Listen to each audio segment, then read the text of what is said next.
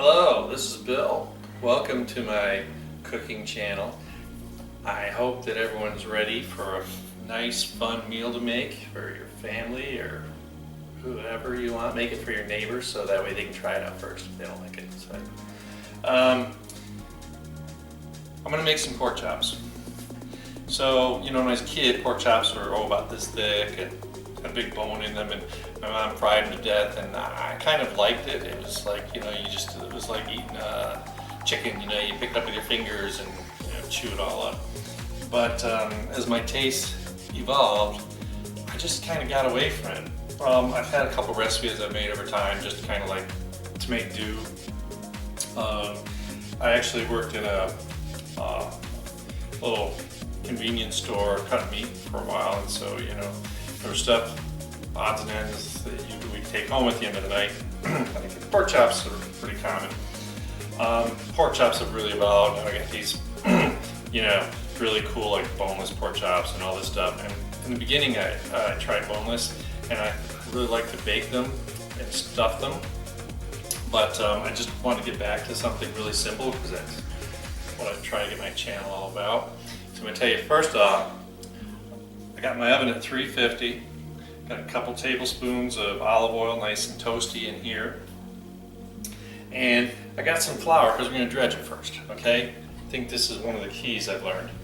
I got a little fresh ground pepper, I got a little smoky paprika, and I got a little chili powder. And the best way to incorporate it is just take a fork, and just kind of smush it around. Keep that fork because you might have to redo this. So I'm not trying to make a roux. I don't want a whole lot of flour. So I'm going to show you a little trick. So I got these lovely pork chops, and people, if you're afraid of picking meat out at the grocery store, get to know the butcher. Ask them, how do I tell the difference? Don't let them just pick up the.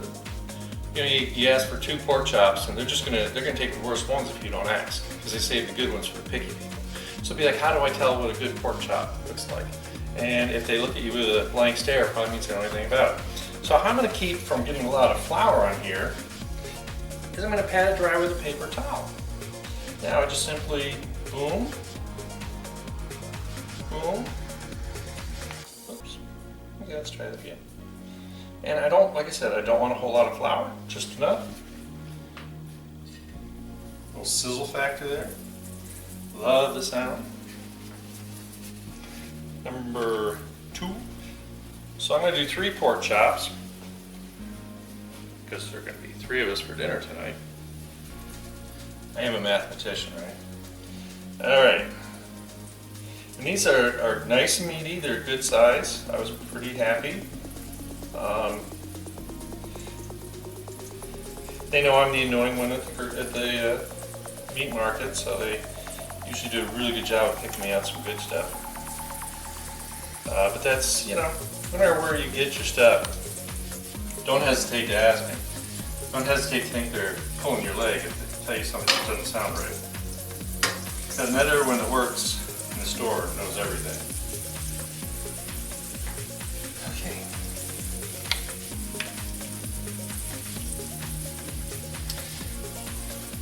Now obviously pork is one of those things where I'm going to tell you we're going to cook.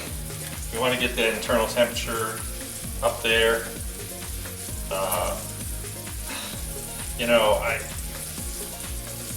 I know that for a lot of meat, you don't want to overcook it, and I can say the same for pork chops, but the nature of it is you do want to get these cooked properly. So I'm going to show you how we're going to ensure that.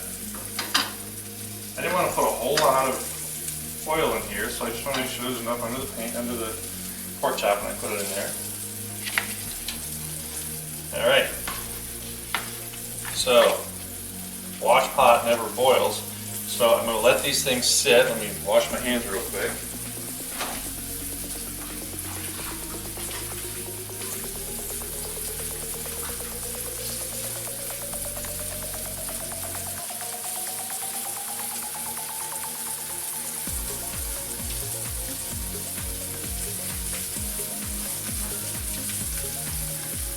All right, so believe it or not, you really want to cook these about 6 minutes aside. We're going to put them in the oven while we make the sauce for it. So that's going to give us an opportunity to make sure. That's why I have my oven at 350.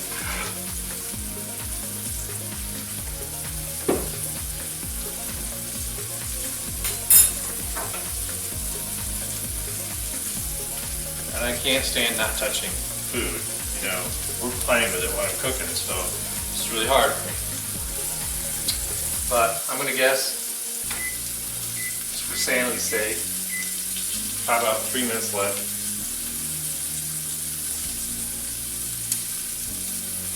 Yeah, they're cooking.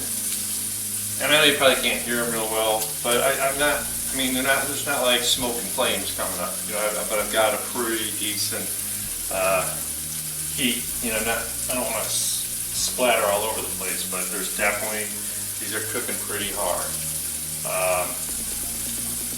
So I'm waiting. I'm going to tell you a really funny story. I read in the paper.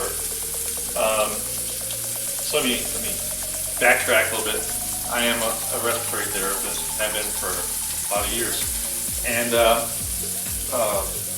someone was on social media, a neighbor, talking about it was really tough because her son has allergies, food allergies. And so she went to a local restaurant and said, you know, I have to be careful with this.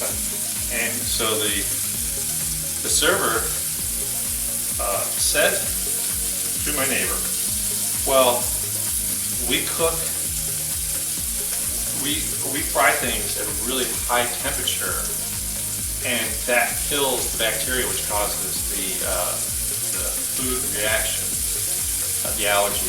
And so talking about, you know, if you go to the butcher shop and you get that deer in the headlight look when you ask a question or you get a really dumb response, that's even dumber. That's dangerous, that's bad information. Thank goodness, quickly about 50 people responded, most of them either in the healthcare field or, you know, had food allergies themselves or family members they dealt with. And basically, you know, that is the most unsafe information. The reason I bring it up is because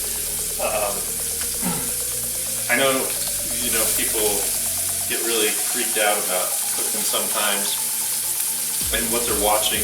And when I watch other people's cooking videos, you know, that's how I kind of pick things up. And I will tell you that behind the scenes, everything is very carefully handled and monitored. So I might be editing out something you don't see, but trust me, I do wash my hands all the time. I do want you to know that I don't use the same cutting board to cut my veggies, you know, cut my chicken, raw chicken, etc. And you really should follow those guidelines. Also, I'm a pretty big advocate of the fact that the best thing you can use, if you want to use plastic cutting boards, please make sure that you Clorox them. Soap will not kill the bacteria that gets in little cuts and grooves. I've always used wood, it's better for my knives. And guess what? When a cutting board gets really, really old and crazy looking, I can take it out and take my sander, sand it down, clean it up real well, and I don't have to worry as much. And you know, once the wood dries, your chance of having bacteria on it are slim to none. And Slim just walked out the door. All right, time's up. Let's take a look and see what these things look like.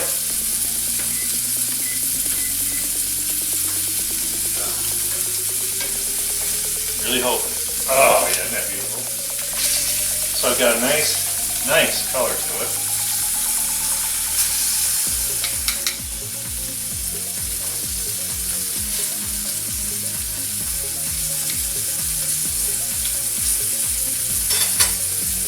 Start the countdown again.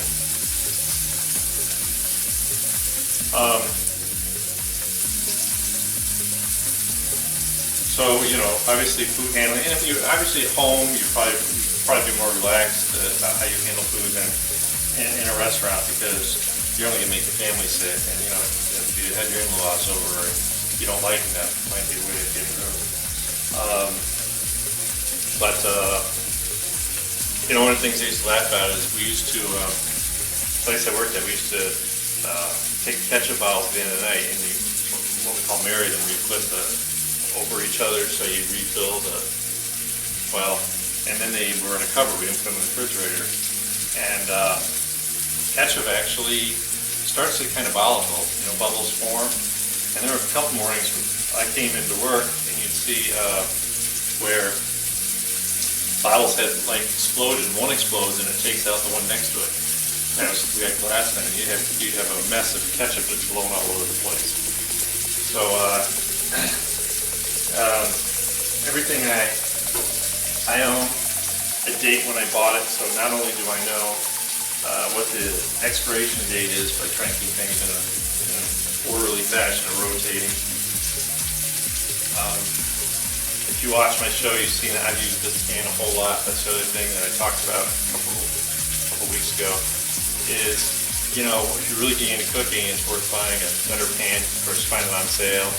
Search the internet, you'll find what you want. Don't fall for the in the moment, guaranteed for life stuff, because I almost said a bad word, because that company's going to be out of business if you ever had something go wrong with it. Probably they're going to make that stupid cookware for a few months and move on to something else. So I got just a couple more minutes. And I'm tying my hands behind my back so I don't touch them. But as you can see the difference, so you got a lot of nice color in here. And there's a little bit of flavor. I don't get a whole lot of flavor out of the flour, you know, but I think it's going to be, proof is going to be when you taste it. Oh yeah, they're looking good. So remember, we don't want to really dry these out, but we want, and just like chicken, it's going to go from that pink color to the white color. You can see the internal temperature reading at 165, whatever.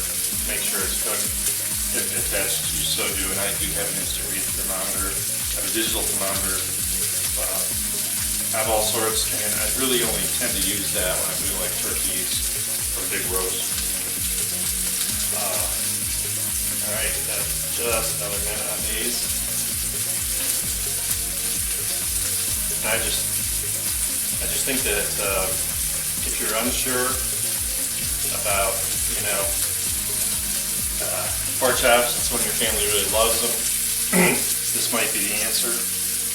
Definitely going to keep it more tender. Like I said, these are quality pork chops I got from the butcher. Actually, these smell pretty good. I'm kind of getting hungry. I don't usually get really, you know, turned on by pork chops, but I think this is a good recipe. But I will tell you, this morning I was out roasting some poblano peppers so I can skin them, because I'm going to make chili rellenos, and that's what I'm having for my little lunch snack here in a little bit. But I hope to get that on video soon. The way I used to make them, I was never really impressed, so I'm toying with some different ideas. The hardest thing is getting them stuffed without tearing them all up, and all the cheese not oozing out. So, you know, if you have any recommendations, please give me the heads up.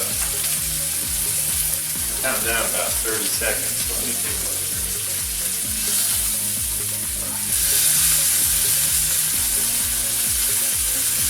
They're all feeling nice and firm, so I'm pretty sure we're about good to go here.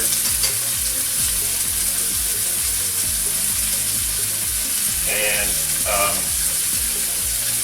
actually going to stick to my guns that I told you. So these are pretty thick pork chops. You do want, like I said, you do want to get them cooked all the way through.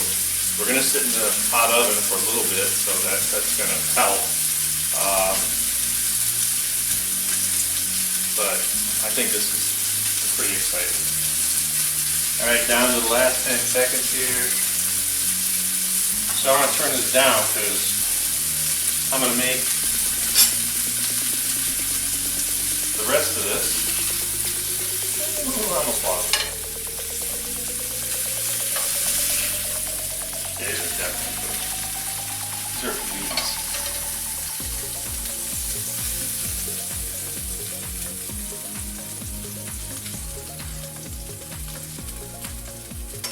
Yeah, they do actually, I like that.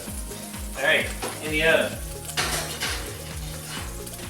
And as a reminder, the oven's on. I always set my glove here because I've been foolish enough to reach in by accident.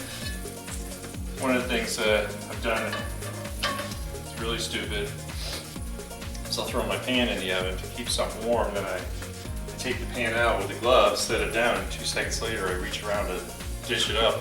That handle's pretty darn hot, so I'm getting smarter. Alright, so I want this to cool just a little bit. There's not a whole lot of oil in here, but there's a little bit of those crunchy, burned on stuff. So we're going to show you how we're going to do that. So I got 4 ounces of cream cheese.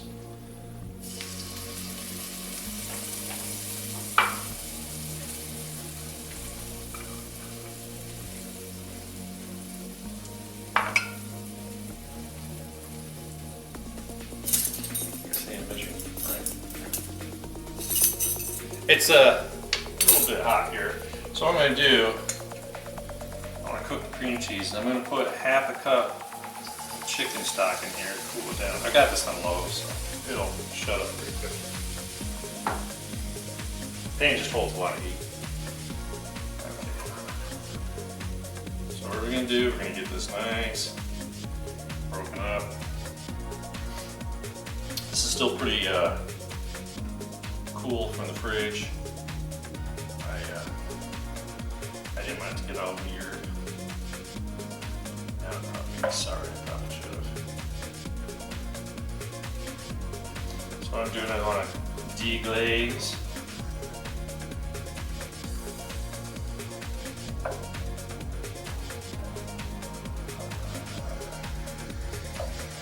And I used to do something very similar to this with sour cream, and the problem is when you're dealing with sour cream, it's the last step and you have to have the oven or the pan off. And cream cheese is a little more durable. So kind of taking to cooking with more. You know, I used to use cream cheese mostly for my cheesecakes. Oh yeah, I gotta put that on my list of things to do too, right?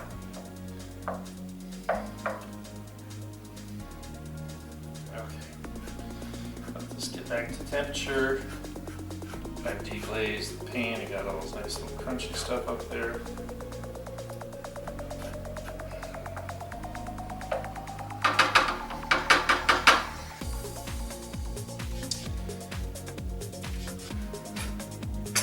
What else we got? All right. So I need a tablespoon of lemon juice. Probably just about done.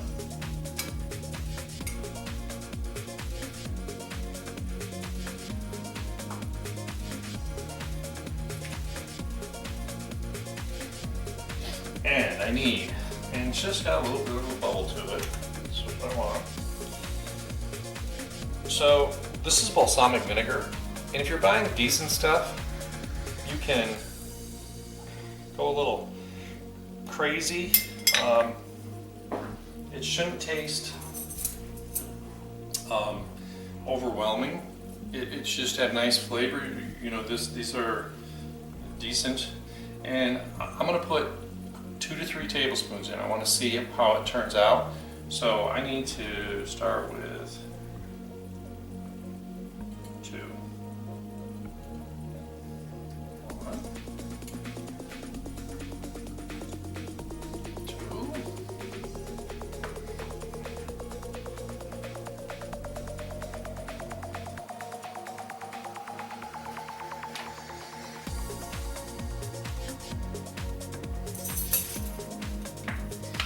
So I need to get that acid from the lemon and the balsamic, and the balsamic is going to give it a beautiful color too.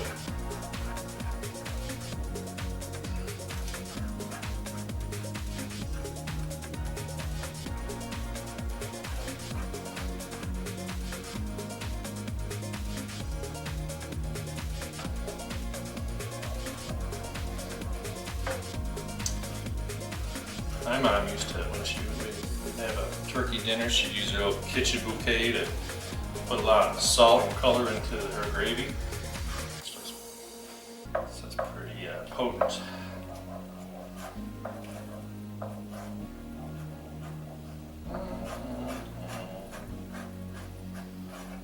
Cream cheese is all coming together now and getting that mixed in.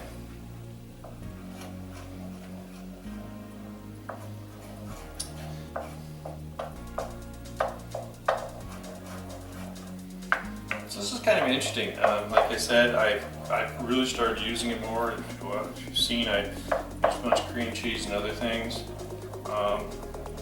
It's pretty good. Just want to be sure that I got the cream cheese just about as done as it needs to be.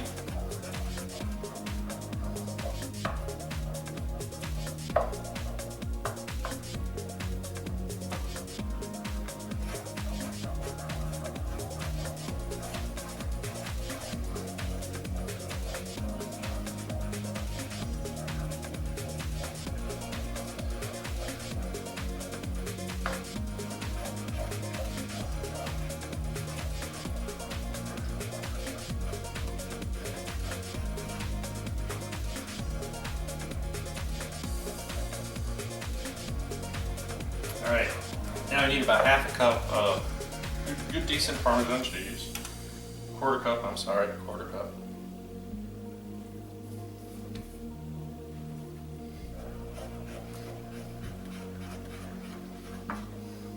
Cheese can be is a good binder. First time I made this recipe, my brain was already leaping to other things, and I was convinced I was going to have to put like a little Dijon mustard or something in here, which you still could. I think that's a good thing to have with pork. But then I was like, no, I kind of like the way this came out.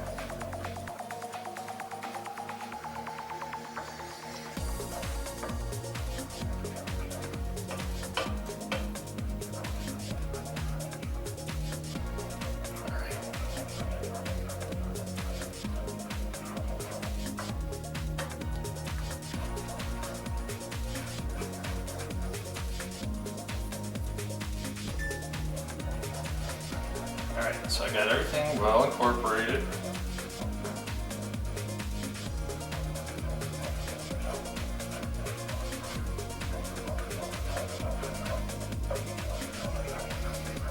Now if you're really finicky, you can sit here and do this for another minute, but I think it's good. And I'm just cooking for myself, so I'm not worried about this.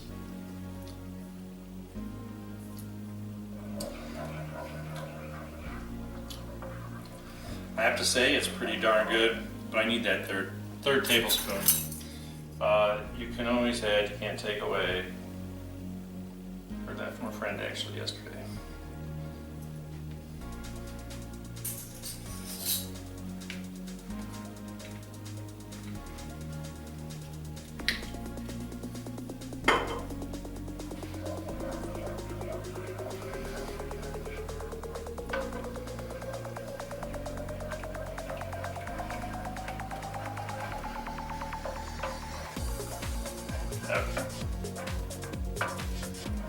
Turn the heat off because the pork chops are real hot.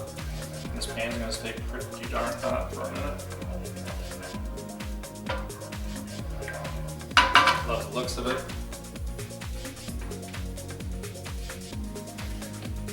Grab those little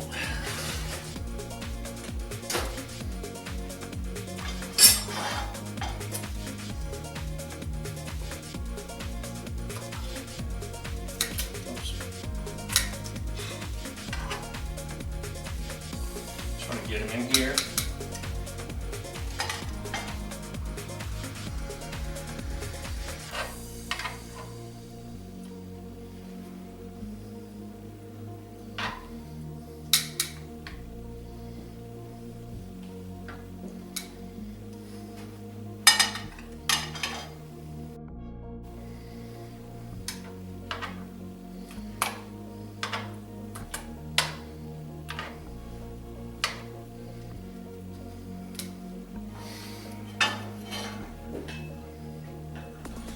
little bit of juice. It's going to help thin that out. Set that here.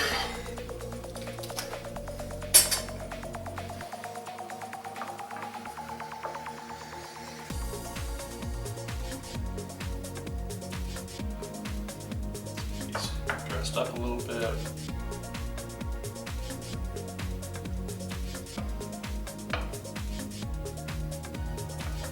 Wooden spoons really stink for this.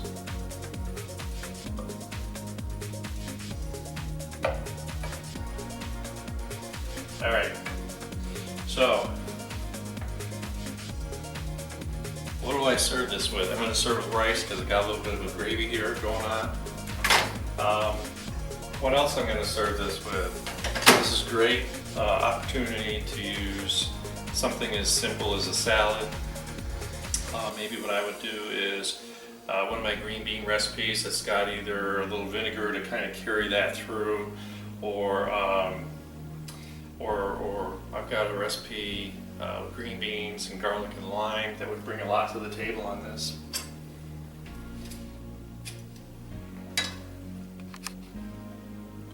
So let's put this right here.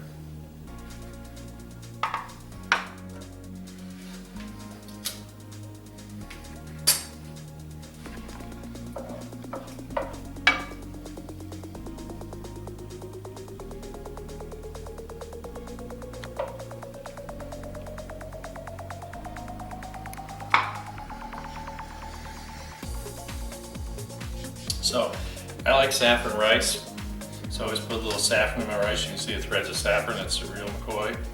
I also tell you that it's the only unitask I have in the whole friggin' house is a rice cooker. I'll tell you, makes life so much easier. You put the stuff in, turn it on, boom. It's great. I'm experimenting with how to make it the best. It always seems to do best with kind of a rounded, slightly rounded cup of rice. And then I use the same dry measuring cup, put water in a little below the level so I don't spill it. And then you want a pretty big chunk of butter, probably at least a tablespoon. That's going to keep it all from sticking, and also is going to reduce it from boil over. You can sprinkle a little salt in. I find that a little bit of salt is fine. If you get a little crazy with the salt, it brings the boiling temperature up too high. Anyway, like I always say, please subscribe. I think this is just a beautiful pork chop, boneless pork chop. This is going to taste great. It's something you should try. And I gotta dig into this because I think this is gonna be really great. Subscribe, get my notifications, comment. Remember, I need some help on those chilinos. Have a great day, and please keep watching my show. See you later.